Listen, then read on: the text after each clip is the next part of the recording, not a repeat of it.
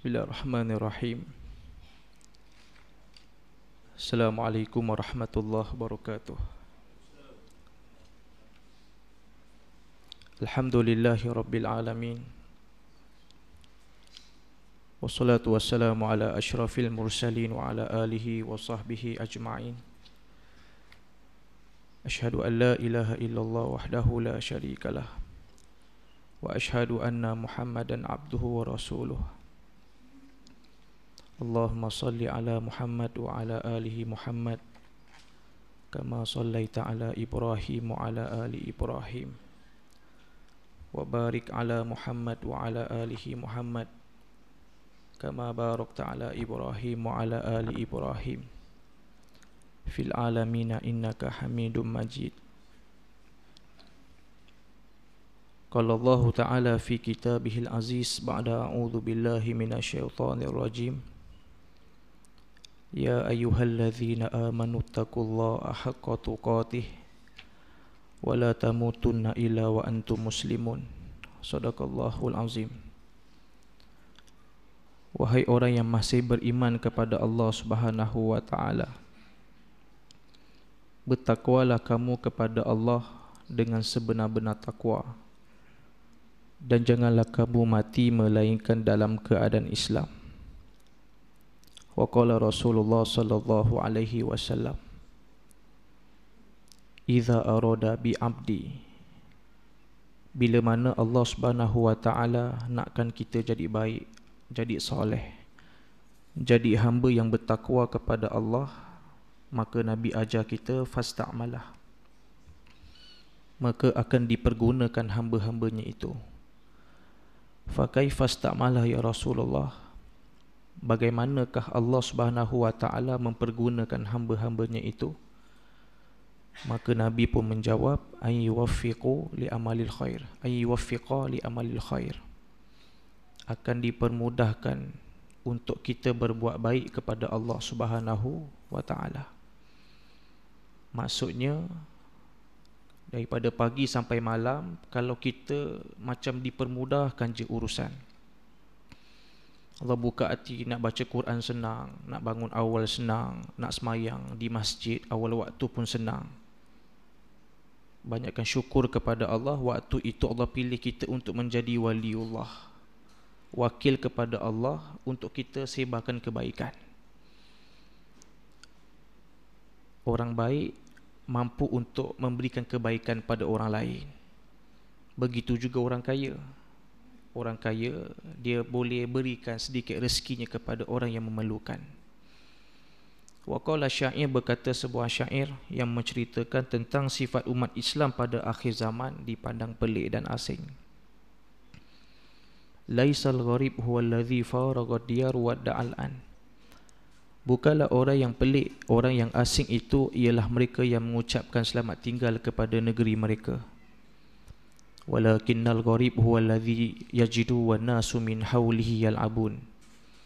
Akan tetapi orang yang pelik, yang asing itu ialah mereka yang tetap istiqamah, konsisten, mereka sustain, mereka sentiasa melakukan ketaatan kepada Allah dikala manusia di sekelilingnya itu majoritinya asyik bermain-main. Wa yashu wan nasu min hawlihi yanamun, dan dia sentiasa berjaga malam dikala manusia di sekeliling itu majoritinya asyik tidur dengan lenanya. Wa sadaqa syair idh yaqul, maka benarlah berkata akan sebuah syair, amma ba'. Alhamdulillah, puji dan syukur kita rafakkan kepada Allah, kita masih diberikan peluang kesempatan berada di bulan Ramadan untuk kita perbaiki diri, untuk kita meminta ampun dosa kepada Allah Subhanahu wa taala. Sebab itu dalam Islam, orang beriman ni dia ada 3 level, 3 stage. Pertama, orang beriman dia beramal sebab nak kejar pahala. Ini orang yang paling rendah darjatnya. Nombor 2, orang beriman dia beramal untuk hindar daripada neraka Allah. Dia takut kepada neraka Allah Subhanahu wa taala. Seperti mana doa seorang waliullah Rabi'atul Adawiyah. Dalam doanya ketika dia bertahajud kepada Allah, wahai Allah, kalaulah solat tahajud aku ini kerana aku takut akan neraka-Mu ya Allah, masukkan aku dalam neraka. Nak mengajar kita rupa-rupanya ada satu lagi makam orang beriman. Orang beriman yang ketiga, level yang paling tinggi di sisi Allah Subhanahu Wa Taala, dia beramal kebaikan hanya untuk mendapat pandangan Tuhan. Itu je. Tak kisahlah pahala ke, kita ni takut dengan neraka ke. Nombor satu pada dia beramal jelas hanya untuk mencapai redha Allah Subhanahu Wa Taala. Inilah maqam iman para sahabat, para nabi awliya Allah. Mereka hanya nak minta menuntut mardatillah, hanya Allah redha. Dia miskin ke, dia kaya ke, dia kerja sebagai orang-orang orang-orang kebanyakan ke, marhain ke, dia tu pemain bola ke, dia tu atlet ke, dia jelas dia beribadah tu hanya untuk mendapatkan pandangan dan redha Allah Subhanahu Wa Taala. Ibu ayah sekalian, kalau kita masuk syurga atas asbab pahala itu biasa-biasa. Bukan ke ulama kita ajar kita masuk syurga yang tertinggi di sisi Allah Subhanahu Wa Taala atas pilihan, mengikut betapa besarnya Allah redha terhadap kita. Amal ibadah yang banyak, yang kualiti, pahala kita yang banyak, yang kita buat sentiasa setiap hari, boleh menjadi asbab datangnya redha Allah Subhanahu Wa Taala.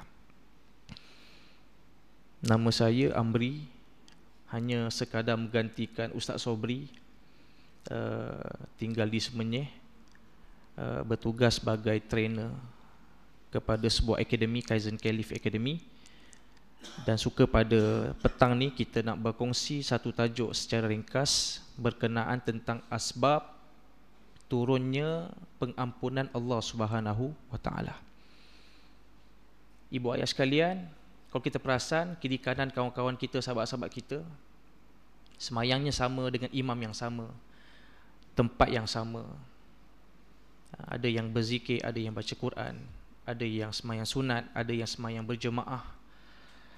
Penting untuk kita tahu apakah menjadi faktor turunnya maghfirah Allah Subhanahu Wa Taala. Ada orang dia beramal tapi keluarnya masjid nothing. Allah tak berikan apa-apa padanya. Mungkin faktor ikhlas, mungkin faktor tak jaga rukun, syarat sah ibadah. Keluarnya kosong. Ada keluar daripada masjid ini kecil, sedikit je pahala, ganjarannya. Ada yang sangat maksimum Allah berikan nikmat daripada usaha amal ibadahnya. Sebab tu penting untuk kita sentiasa check and balance dengan ilmu, dengan kita dengar kuliah, supaya kita sentiasa mengkoreksi ibadah kita ni Allah pandang ataupun tidak. Sebab itu kalau kita lihat ibu ayah sekalian, Allah tak pandang pada banyak, tapi Allah pandang pada kualiti. Bagaimana ibadah tu dia bagi deep, dia bagi kesan pada jiwa dan kehidupan, lifestyle kita. Itu lebih Allah pandang. Buktinya kalaulah Allah pandang pada banyak, meninggal kita ibu ayah sekalian, meninggal kita akan kalah, free kalah nak dibandingkan dengan amalan para sahabat. Osman bin Affan qiyamnya 300 rakaat satu malam. Sayyidina Umar satu malamnya 80 rakaat. So kalau nak dibandingkan banyak tu, kita umat yang paling rugi di sisi Tuhan.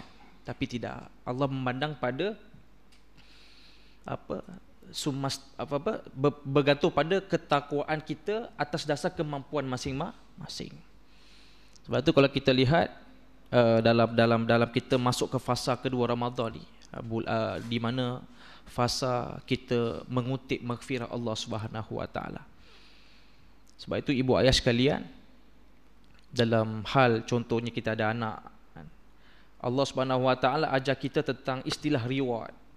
Kalau kita buat amalan A dapat pahala, buat amalan B dapat pahala, amalan C dapat syurga, betul? Itu namanya sistem reward.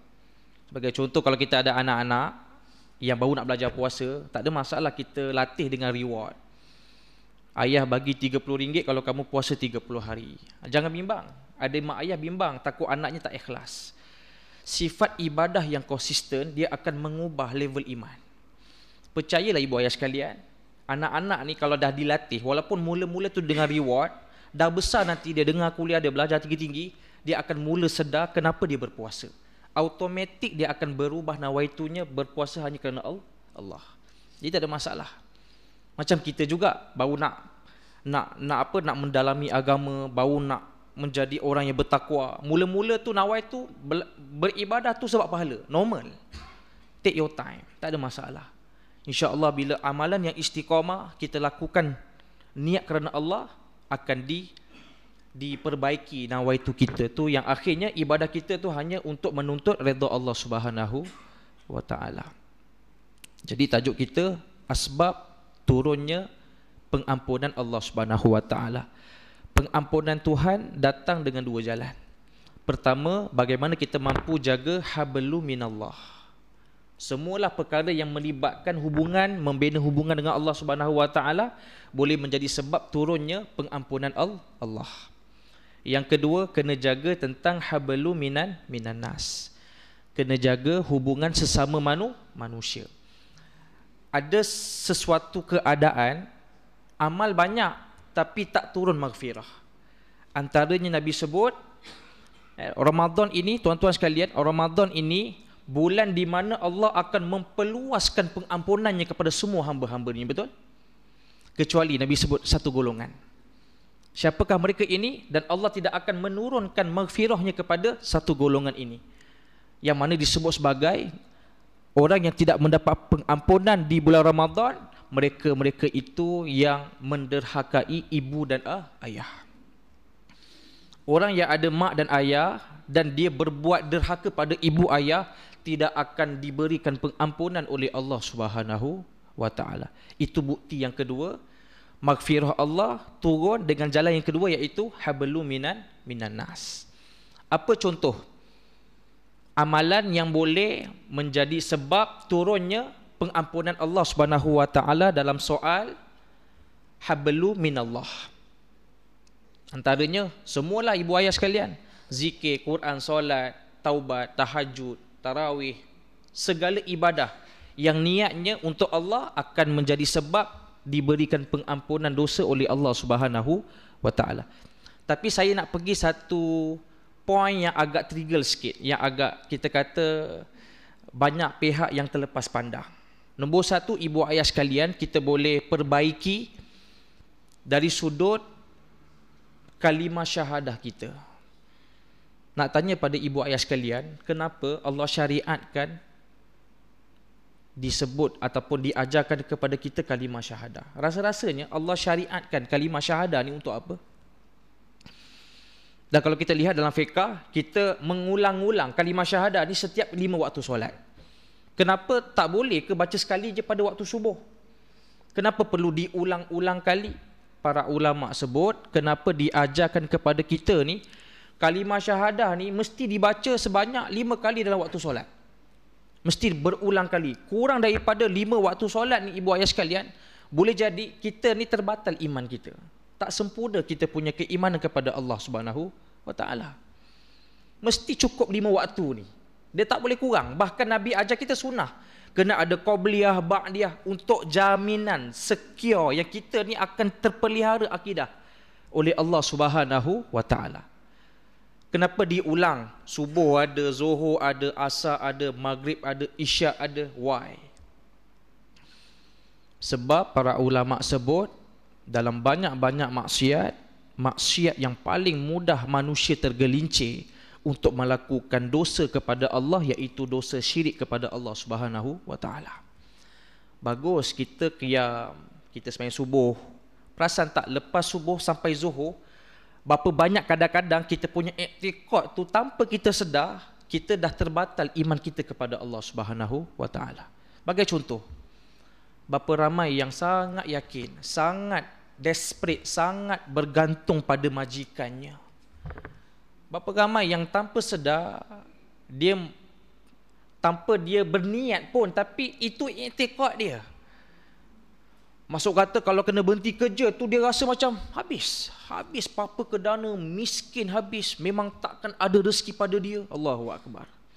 Berapa ramai yang ada i'tiqad tanpa dia berniatkan begitu, tapi berlaku perasaan itu dalam i'tiqad kita tentang majikan yang memberi rezeki. Apa-apa mesti atas ihsan bos kita, majikan kita, syarikat kita. Nauzubillahi min zalik.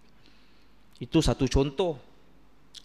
Belum cerita tentang kita double standard tentang semayang fardu. Semayang ni boleh lenggah-lenggah. Kadang-kadang kita tak buat tapi ternawaitu, terlintas. Kita bukan niat nak mempersendakan semayang, tapi benda tu macam lintasan fikiran kita. Mana boleh kita memperingan-ringankan semayang. Semayang mesti pada waktunya, fi awqatiha, Allah sebut. Tapi disebabkan terlintas. Sebab itu kita disyariatkan solat zuhur. Asyhadu an la ilaha illallah wa asyhadu anna Muhammadar Rasulullah. Terikat balik akidah kita kepada Allah. Kita akan mendapat pengampunan selagi mana kita mengikat diri kita sebagai hamba kepada Khalik. Once terlepas, terlerai sebab jahil, tak belajar agama, tak mendalami Islam, dia mengikut-ngikut je orang punya amalan tanpa dia betul-betul menguasai ilmu akidah.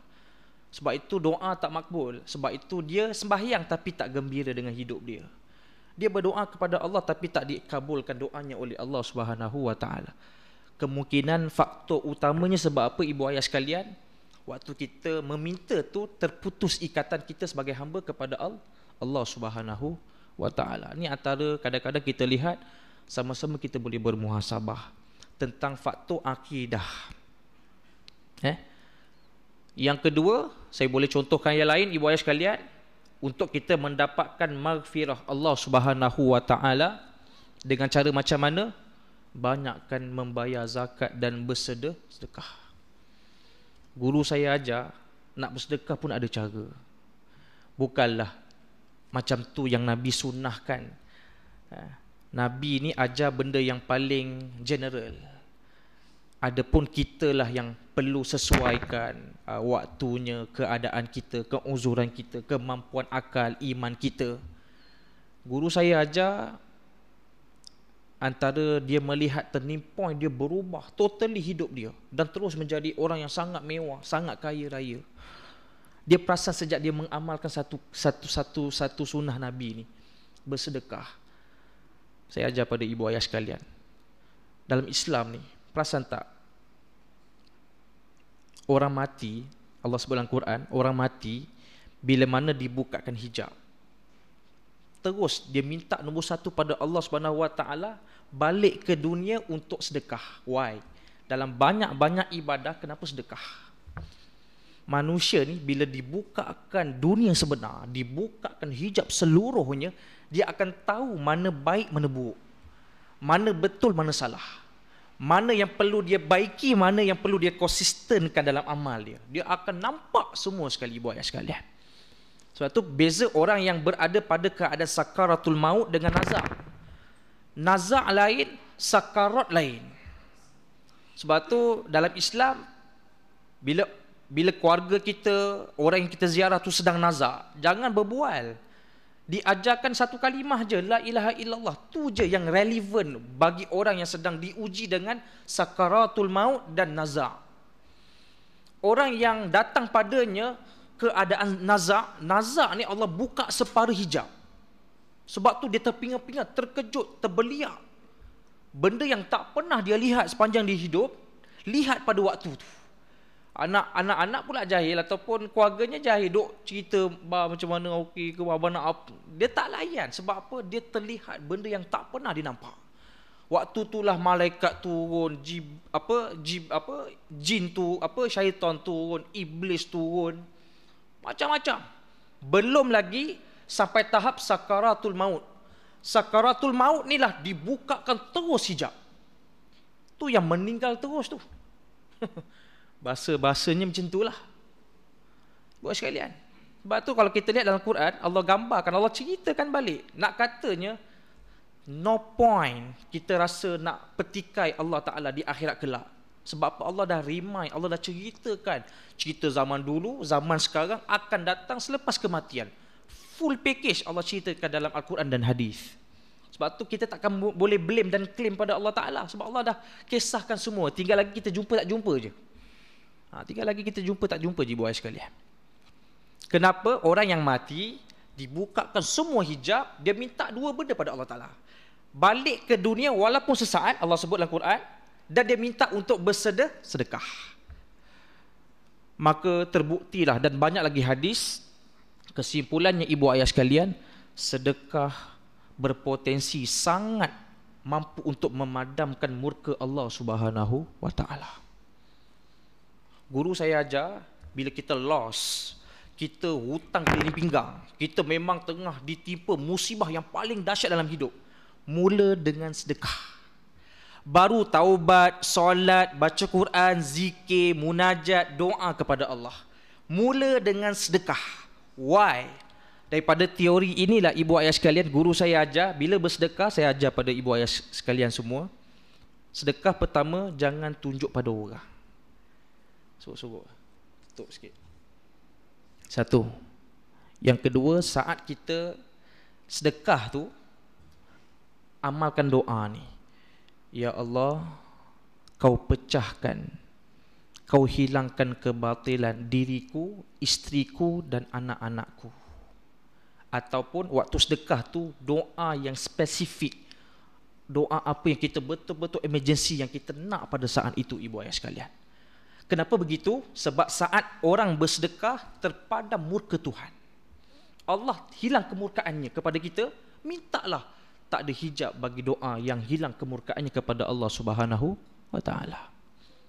Sebagai contoh, ini antara contoh ibadah yang melibatkan hablu minallah, yang boleh menjadi asbab turunnya pengampunan Allah Subhanahu wa Ta'ala.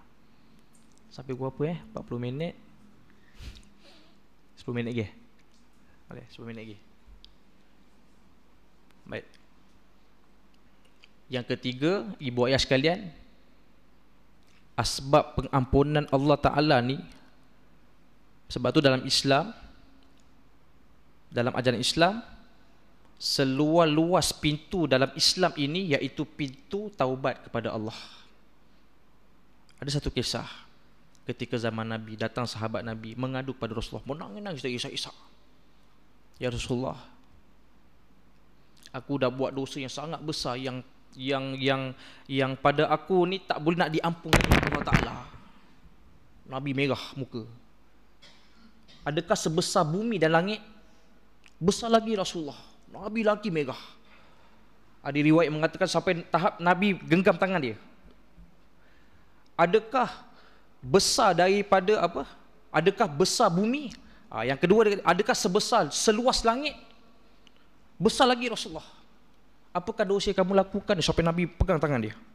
Apakah dosa yang kamu lakukan ni, wahai sahabat? Ya Rasulullah, aku nak mengadu pada kamu, ya Rasulullah. Satu ketika aku gali sebuah kubur perempuan dan aku berzina dengan mayat tu. Allahu Akbar. Kita pun dengar cerita ni, macam mana tu? Pelik-pelik manusia sekarang ni. Maka Nabi terus cakap, sesungguhnya rahmat Allah, pengampunan Allah itu lebih luas daripada dosa yang kamu lakukan. Allahu Akbar. Tak ada limit bila kita minta ampun kepada Allah Subhanahu wa Ta'ala. Sebab itu dalam Islam, bila kita nak kembali pada Allah, kita menyesal, insaf, kita nak bertaubat kepada Allah, tak ada perantaraan antara hamba dengan Khalik. Direct minta maaf kepada Allah Subhanahu wa Ta'ala. Berbanding agama yang lain, mereka perlu jumpa para alim-alim mereka, padri mereka untuk minta restu, minta penyucian diri. Perlu ada perantaraan. Berbanding agama Islam, bila kita umat Islam nak kembali detik saat dia nak pulang semula kepada Allah Subhanahu wa Ta'ala, tiada hijab padanya. Anytime, di mana dia berada, siapa pun dia, ketika macam mana pun saat sedang dia alami dalam hidup dia, bila mana dia nak kembali kepada Allah Subhanahu wa Ta'ala. Sebab tu dalam sebuah hadis qudsi Nabi sebut, Allahumma shalli ala Muhammad, bila Allahumma shalli ala Muhammad, apa hadis tu mafhumnya? Walaupun dosa hamba-hambaku itu sebesar langit yang luas, tapi dalam hadis ni Allah bagi syarat. Siapa yang nak diampunkan dosa sebesar langit ni, dalam hadis qudsi itu Nabi sebut, Nabi ajar kita ibu ayah sekalian, dan sekiranya kamu yakin bahawasanya aku ni Tuhan kamu, satu. Yang kedua, dan kamu yakin aku boleh mengampunkan dosa kamu, dua. Ramai orang bertaubat, dia berdoa tapi dia tak trust, dia ada ragu-ragu yang Allah ni boleh kabulkan doa dia. Berapa ramai yang macam tu ibu ayah sekalian.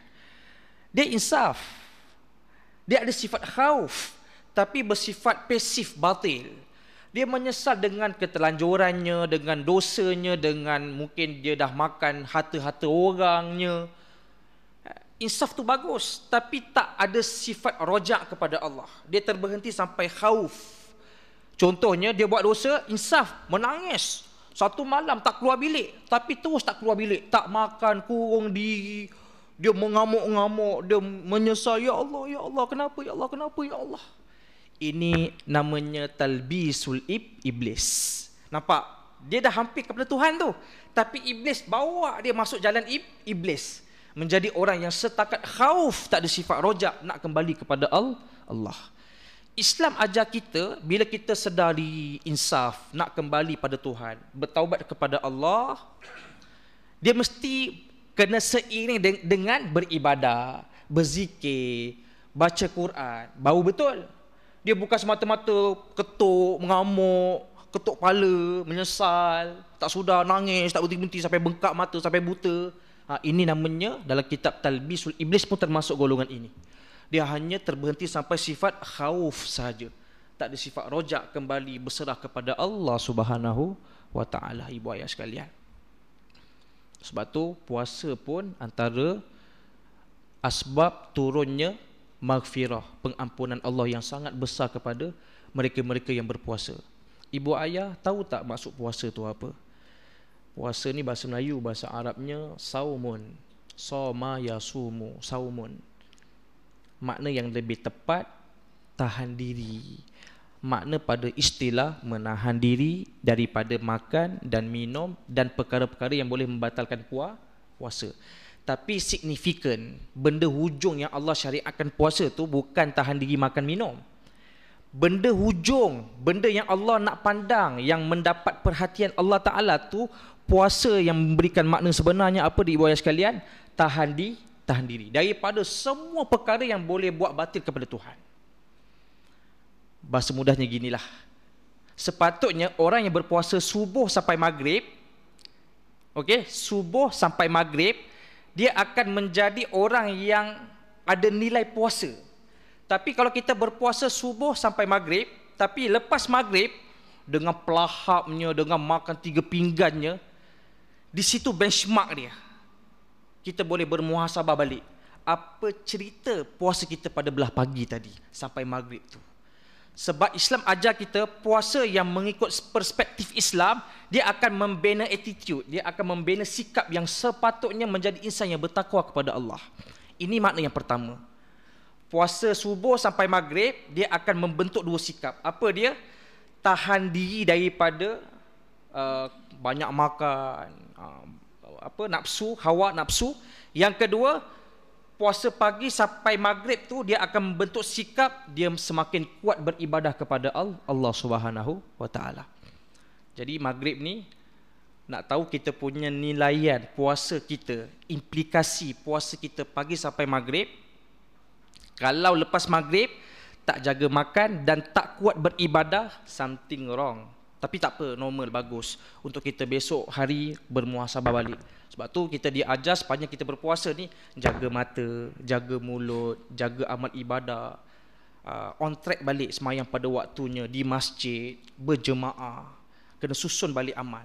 Supaya selepas puasa itu dia akan membentuk satu habit dan kita punya attitude yang sepatutnya kita kena bentuk. Ibu ayah sekalian, 5 minit lagi, habis dah masa. Tak sentuh hablum minas. 1 point untuk satu hablum minas. Yang kedua, pengampunan Allah datang daripada jalan hablu minan nas. Ibu ayah sekalian, jelas Nabi sebut dalam bulan Ramadan ni Allah akan mencurahkan pengampunannya dengan apa jua dosa, kecuali satu. Apa dia? Mereka-mereka yang derhaka pada ibu dan ayah. Dalam hadis yang lain Nabi sebut, tiada pengampunan bagi mereka yang memutuskan silaturahim. Putus silaturahim ni bukan bergaduh, berpecah. Berpecah, bergaduh tu normal. Salman Al-Farisi bergaduh dengan Bilal bin Rabah. Bergaduh tu sampai tahap tegang leher, sampai main puak-puak. Ya Habsyi. Salman Al-Farisi, ulama besar, walaupun muda tapi diangkat sebagai ulama yang Nabi sanjung. Diangkat, diiktiraf oleh Nabi Muhammad sallallahu alaihi wasallam. Salman Al-Farisi yang memberi idea ketika membina parit Khandaq. Itulah insan tu, sahabat Nabi tu. Salman Al-Farisi yang mengembara, mencari Nabi, mencari Tuhannya sampai tiba di Mekah demi untuk mencabar ayahnya yang ketua padri, nak membuktikan ayahnya ni bukan menyembah Tuhan yang sebenar. Sampailah dia bertemu dengan Rasulullah dalam mimpi-mimpinya lah. Banyaklah cerita panjangnya. Daripada Parsi berjalan kaki, menaiki unta sampai ke Mekah. Itulah sahabat Nabi. Sahabat yang agung boleh bercakaran, bergaduh besar dengan Bilal bin Rabah. Sampai ya Habsyi, bila dengar Habsyi itu Bilal terus mengalah dan kalah terus, mengadu pada Rasulullah. Rasul tegur pada Salman Al-Farisi. Ini contoh para sahabat Nabi. Baik-baik. Memutuskan silaturahim tu bukan bergaduh. Bergaduh tu memang nampak memutus, tapi makna hadis memutuskan silaturahim ni apa dia? Tidak menyambung, tidak memperbaiki hubungan yang terputus. Sifat manusia mesti bergaduh, mesti salah faham, mesti terguris perasaan. Itu namanya bukan terputusnya silaturahim.